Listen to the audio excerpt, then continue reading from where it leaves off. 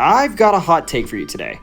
I genuinely believe that the Nike Zoomfly 4s probably would have been one of the most revolutionary shoes ever made 10 years ago. Now, I'm not saying the best shoe ever, but I'm saying it would have stood out, and it probably would have been successful enough to influence the trajectory of the shoe industry, especially if it were for sale for its MSRP last year of under $200. Now, the reason I'm starting my review of the Zoomfly 4 with this hot take is because I'm an example of someone who until this year had been running in shoes that were, at the newest, made in 2015. Long story short, I bought a bunch of Kinvara 5s in Brook Green Silence back in the day because I found about 3 pairs of each of these on closeout when I liked them, so for years, those have been my sole daily trainer. These Nike Zoomfly 4s are my first modern shoe since that was anything other than just a daily trainer style running shoe, and I must say that even with the somewhat heavy weight of the Zoomfly 4s, they're not a jump but instead a leap forward from the shoes I've been used to running in for so many years at this point. So I bought these Zoomfly 4s at the bargain price of $79.97 in early October, and since then I've put about 100 miles on them. I have a pretty big shoe rotation right now, so I have the luxury of being able to pick specific shoes for specific training, and today I'm going to tell you how I feel about the Zoomfly 4s for different types of runs and summarize my general feelings about the shoe after my mileage. I know this review is late, these came out over a year ago, but hey, I can only pay Nike outlet prices for shoes. So here we are, and I'm giving you this late review of the Zoomfly 4s.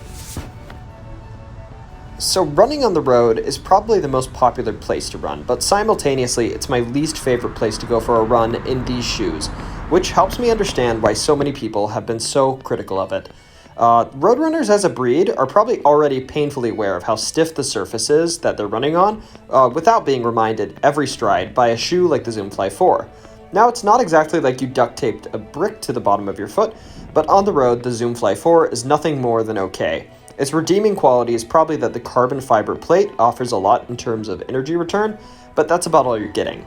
Outside of this, the extremely firm ride batters your joints, and the slightly heavy weight doesn't do you any favors for longer runs. Also, I've seen a few shoe tubers mention this, and you can probably hear this in the video already, but on the pavement, this shoe is downright annoying because it's extremely loud. It literally sounds like you're smacking the ground with every step you take.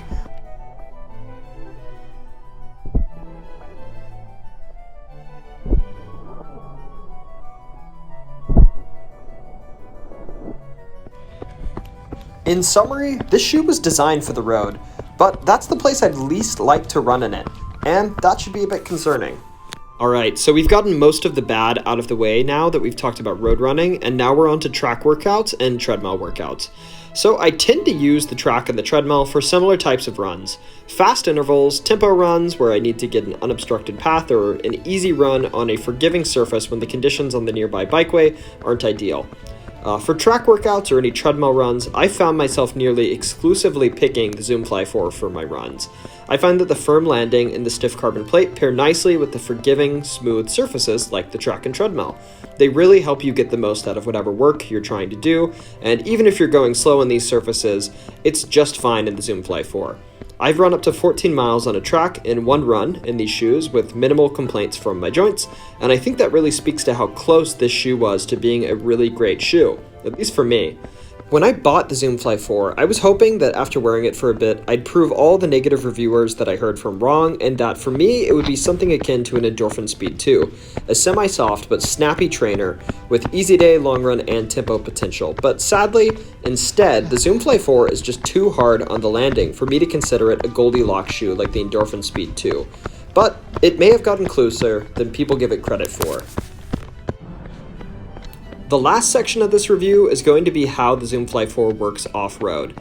Now, I come from a cross-country and light trail running background, and these types of running are what I'd consider myself the most at home at. Whether I'm running on grass, loose gravel, loose dirt, or other non-single track trails, I'm typically just trying to get steady mileage in. Not easy mileage, steady. Think upper zone 2 work. On soft surfaces like gravel or loose dirt, these shoes aren't quite getting the praise that I give them for track and tread mile work. Sure, this category is softer than asphalt, but the Zoomfly 4 isn't quite stable enough for me to make me feel at home on anything even slightly loose or uneven.